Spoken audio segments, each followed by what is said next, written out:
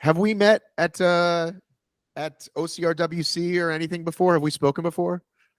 I think we met once, but we called also once after the situation with John Alban in 2018 European Championship. Oh, see, always a problem with you. Why are you always With causing me, trouble? with Why me. you why are you causing trouble?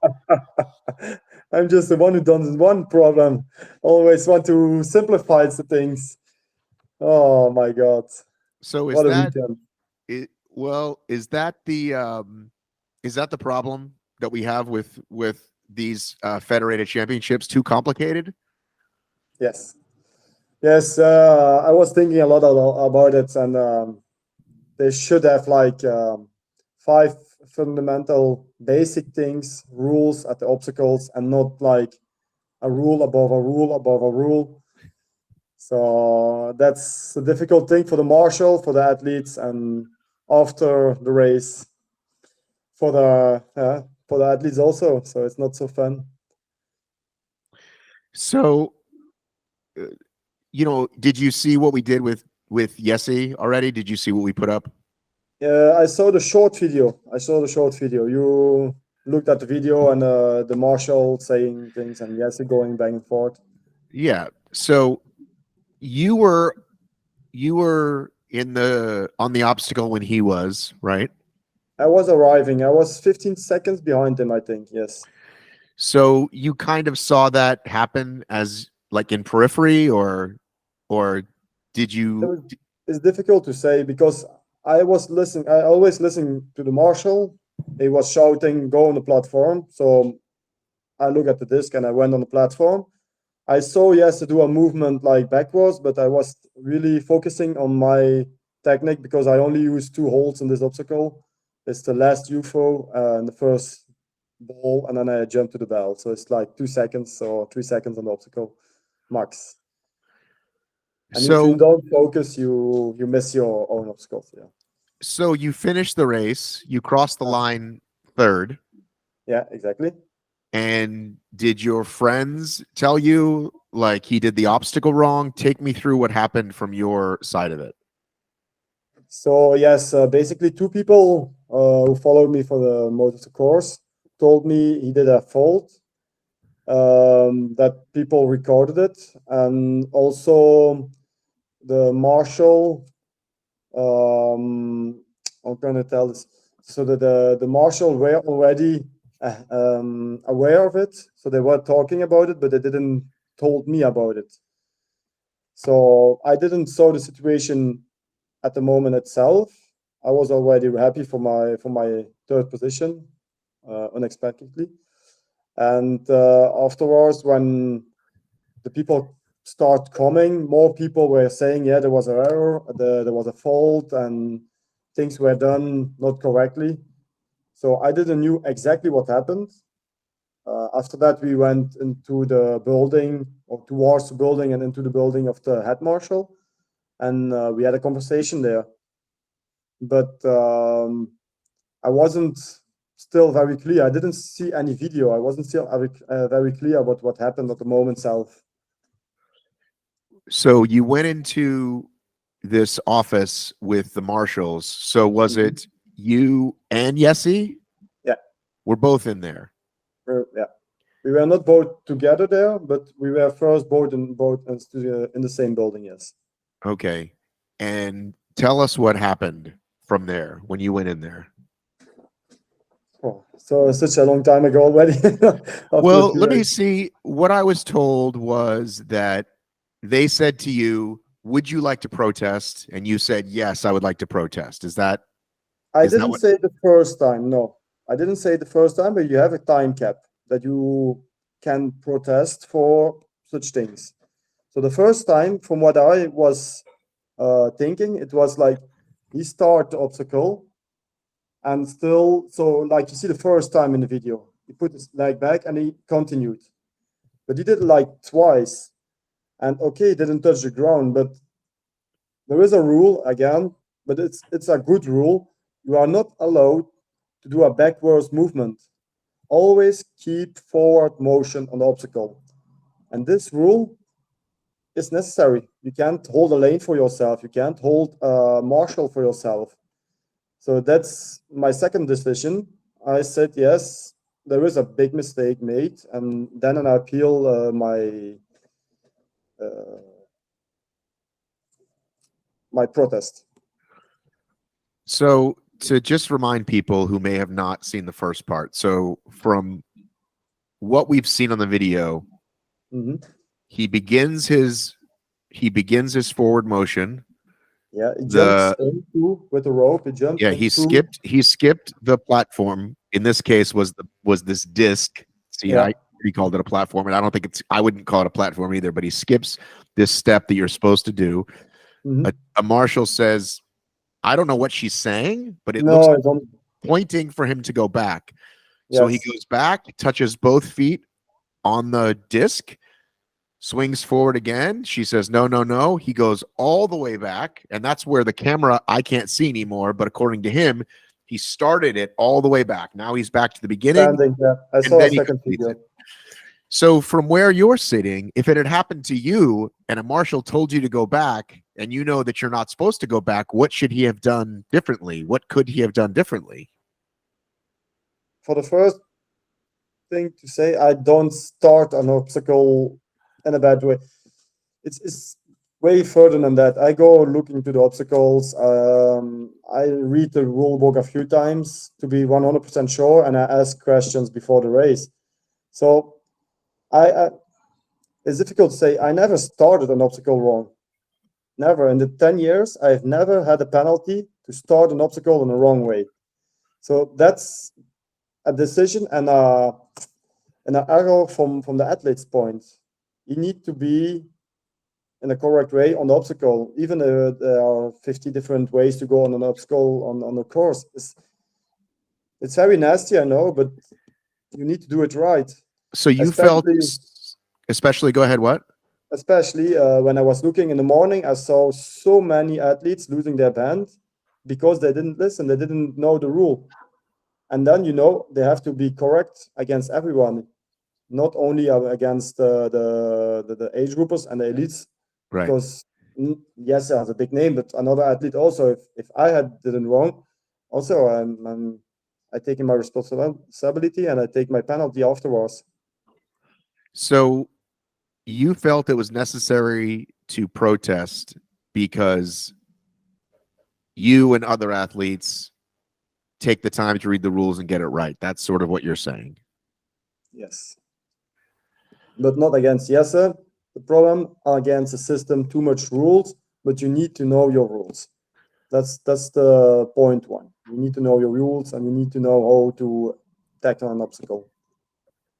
So when you filed the protest, this is the part that I still don't understand.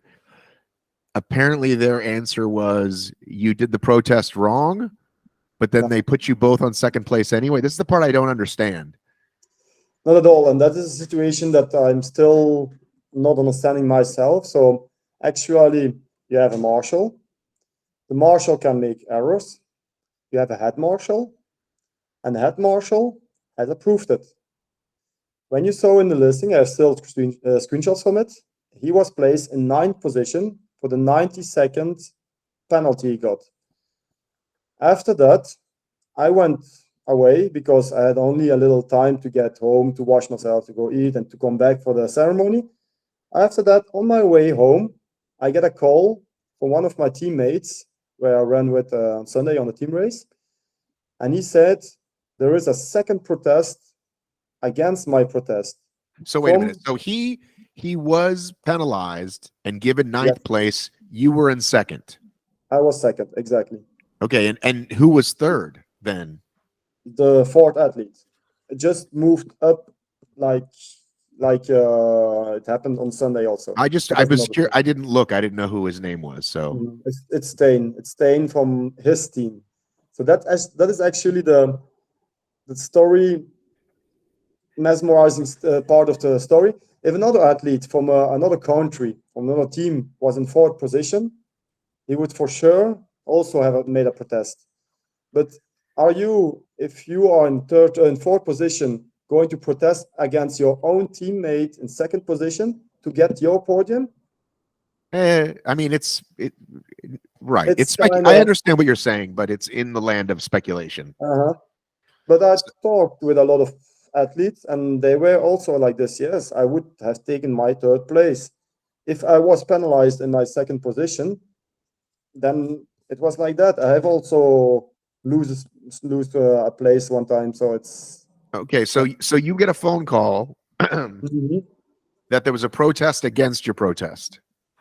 Sort of. There was somebody very angry against the protest, against the penalty, and it was apparently the father from the athlete. Well, wait a minute. They're not allowed to protest. That's the part I don't like about This it, is but this is this is yeah. This is getting worse. exactly. Nobody's So people's family. Like, okay, cool, you're mad, it's but it's a trainer, father, but it's a trainer. So maybe anybody who's not on the court doesn't matter. uh, so actually, I get a call from my friend, and he said the thing I told you. There is a second protest. They want to put him back in second, and he said, "I am now at the marshal or the head marshal place with the person, and Ian want to talk with you." I say, "Okay." I have to put my car on the side because I was on the road. I put myself on the side, and we had a conversation, and he wanted to make a trust because he told me that the marshal was in error. So he said to me, "I want to take the responsibility and say you are both second." But it's not correct. If he want to take the responsibility, he had to say the marshal was in fault. The penalty has to become like it is, not like he changed it. Now you put two people in second place and no third place. I'm Everybody confused about it. loses. Everybody loses. Exactly. If I was taking the position of how can I say it? If I wanted to change it, he had to become ninth with his 90 seconds penalty, but I didn't need the second place. For me, the third place was all right, but he got the penalty, and it's moving up. It's not like I want to be in second position. You understand? You're moving up. It's the podium. It's the elite. So Yeah, it's interesting that it seems as though in order to avoid making one of you upset, they made both of you upset, which is exactly. the exact wrong way to do it. You need to make a Yes. decision and stand by it. And some aren't going to be happy with it. But in this case, they made the worst possible decision to have two never have two men coming in second like been so unhappy because it was just a lose-lose, as we say. Yeah, exactly. And for those that are listening, I have reached out. I emailed them on Friday or Saturday. I haven't heard back. Some would say, "Oh, they're busy at the race. They haven't got back to you." That's fine. I'll write them again today. I'll see if I can get an official answer. I would love to get an official answer from them. But yeah, it seems like a really bad decision. And again, it kind of pits you guys against each other. And Yeah, he's saying it's not personal. You're saying it's not personal. I guess one could say to you, why not just leave it completely alone? What would happen if you just left it completely alone if you're okay with third place? that's also difficult. Would he? I asked him in the same question, but I never got an answer from nobody. But I know if it was in the other direction, that I got a penalty. I know it for sure because we already had some things like that in the past, and I know the way of working, not from him, but from the situation, from the athletes and in the teams and the trainers. I know how it goes. So no, I will make a protest and move up because the error. If I made an error and he made a protest against me, I had taken it. You understand? It's fair. That's fair. But each athlete, and I talked with Jesse afterwards, we are okay. We are two athletes. We are no like enemies. And okay, it can be that we are not okay about the situation, but under us, we are all right. We are still competing and still shaking hand and cheering each other up. Even on Saturday on the long course, I saw him arriving behind me with a Polish athlete between, and I was already moving on the side. If he's faster, he's faster. I'm not like going to try to block him or anything. I'm Oh, like, you should definitely throw elbows. yeah, exactly. I'm gonna put some trees near. No, it's be honest. Just yeah. And it's sad it was just between us two because we had a lot of races together. We're living not so far away from Belgium, Netherlands. It's like all the races here in Europe close by. We almost did them all together. So it's kind of annoying to have this type of situation, I'm gonna say. So, how do you feel they did overall? To remind everybody, this is the first official FISO World Championship. They've talked about it for years and years. They've helped assist with the Euros, I guess, but this is the first one. We heard there was some they were late on Friday. People didn't know when the races were supposed to be. There was some of that. Overall, how would you've been to Adventure, you've been to OCRWC, right? Yes. How would you compare them? I never went to the first year, so I can't compare with the first year, if I'm being honest. I don't know how it went with OCR. Tell the name again from America. So I can't compare it to the first experience. But for the rest, I think they have done quite well with only a few months, on 10 to 11 months to prepare in Belgium. They tried their best. There have been made some mistakes, yes, of course. And they had bad luck with the weather in the week itself. So there weren't as much obstacles in the first part. But it's against my best results because running for 10K, having easy obstacles, walls and things like that. And then one way carry of 1K in a mountain, it is not in my favor. But it is what it is, and everybody had to cope with it and just race. So, and the rest, they worked pretty hard. For the few people they only had, they worked pretty hard. Okay, so you're saying you can't compare it to the but so you've been to OCRWC every year since 2016 through now? Only not with COVID and last year, I think. So 1 year was not between, and I think it's 21. So there was 2 years. There was 2 years in Ohio. Uh-huh. You went to the second year in Ohio. Second year. 2 years in Canada. 2 years in Canada. 2 years in England. 2 years in England. And then 2 years Vermont. And those years I didn't do. You haven't done Vermont? No. Sadly. Oh, it was beautiful. It was amazing. Yeah, it was great. Sadly. So I hear what you're saying. I mean, the first year, they still did a really good job. It's hard to remember now. It's been so long. But how old are you? I'm 35. Okay. So you've been around a long time. Exactly. And what's your best finish in Adventure so far? Third place in England. Third place England. Second year was it? Yeah. Just behind the Russian Sergey. No Pellegrin, but the other one, and John Alden. Igor? No Igor. Also Pellegrin, but the longer, the stronger guy, not the Pellegrin from Sergey from. They're all named Sergey. Yeah. Igor or Sergey. There was one who was 2 years, I think, into OCR World Championships from. Jack Bauer would know. Jack, send me a message when you hear this. You can tell me. I could look it up, but I'm not going to look it up.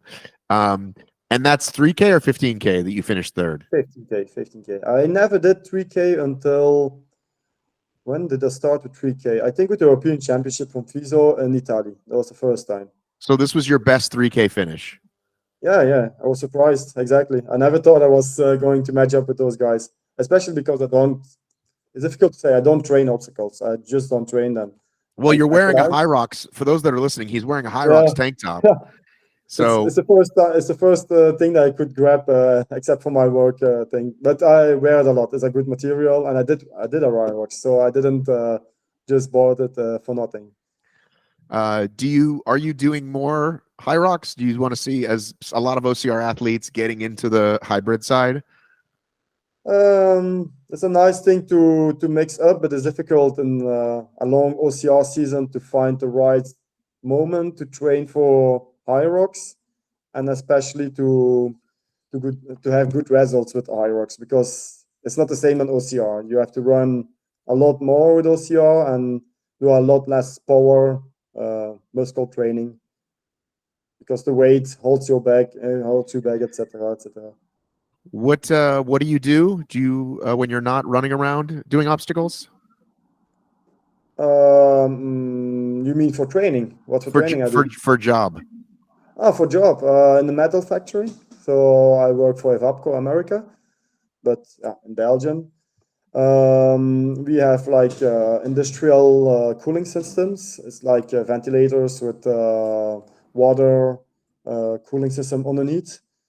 Uh, Divides by radiator or fill blocks or things. So it's a very technical, hard job for for the body. So yeah, that's my training ish.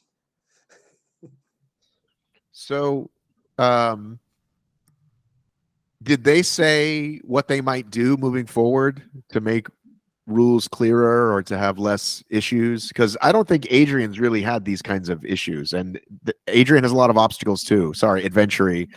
Adventure. A couple of small things over the years. I remember one year, like Hunter kicked the bell, and you're not supposed to kick the bell, and that was during the team race. But I mean, I think there's been. So I'm just. It seems like we have some issues with these federated races. They both have advantage and disadvantages. So we had some issues with adventure. I remember them well. That is the waiting lines, especially Oh yes, yes. some like in Canada the first time, and the uphill you had like the quarter pipe.